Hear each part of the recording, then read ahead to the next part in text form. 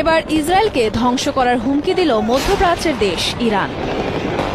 শুধু তাই নয়, ইরানের এক আঘাতেই ধ্বংস হয়ে যাবে ইহুদিবাদী দেশ ইসরায়েল, বলেছেন ইরানের প্রেসিডেন্ট। কোনো ধরনের আগ্রাসন চালায় তাহলে এটি হবে ইসরায়েলের শেষ ভুল কারণ হিসাবে তিনি বলেন, ইরানের পাল্টা হামলায় পৃথিবীর বুকে টিকে থাকার সামর্থ্য থাকবে না ইসরায়েলের।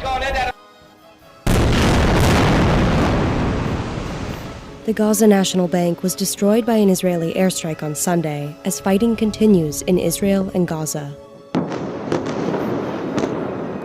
More than 700 Israelis have been confirmed dead, and 560 Palestinians have been killed after Hamas, a militant group from Gaza, launched an unprecedented attack on Israel over the weekend. Hamas worked with Iranian security officials to plan the attack, according to senior members of Hamas and Hezbollah, another Iran-backed militant group. Western leaders have denounced Saturday's assault and offered support to Israel. I've just spoken with Prime Minister Netanyahu to assure these appalling attacks. Iranian security officials helped Hamas plan the surprise attack on Israel, senior members of Hamas and Hezbollah said.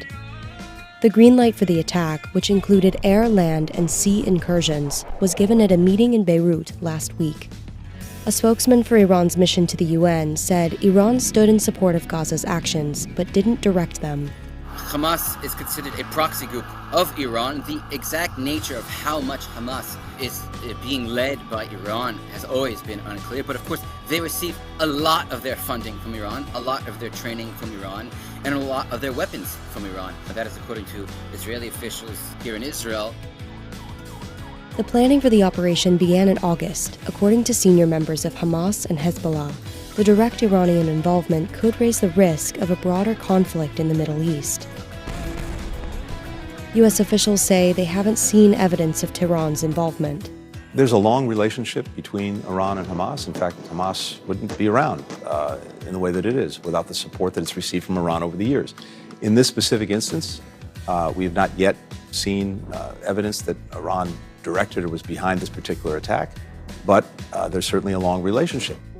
On Sunday, more than 250 people were found dead at a music festival in Israel, according to Israeli state broadcaster Khan. Israeli Prime Minister Benjamin Netanyahu appointed a general to coordinate search efforts for captured and missing Israelis.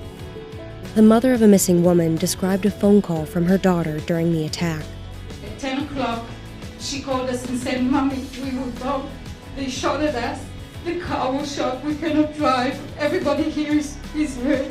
There were 4 kids in the kids. They were 23, 25, 30. Everybody was shot. They were bleeding. Since the conflict began, world leaders have been speaking out, largely condemning the attacks on Israel. The United States said it would send additional military assistance to Israel, including equipment and weaponry. The U.S. also plans to move a carrier strike group closer to Israel's shores and Air Force jet fighter squadrons towards its skies. A move that signals its support and aims to deter Iran from taking advantage of the uncertainty in the region. A Hamas spokesperson said the decision to deploy an aircraft carrier near Israel by the U.S. is participation in the aggression against our people. The U.S. is sending one of its largest aircraft carriers to the region, and it's very clear who that's a message to. It's not the message to Hamas. It's not a message to Gaza. That's very clear.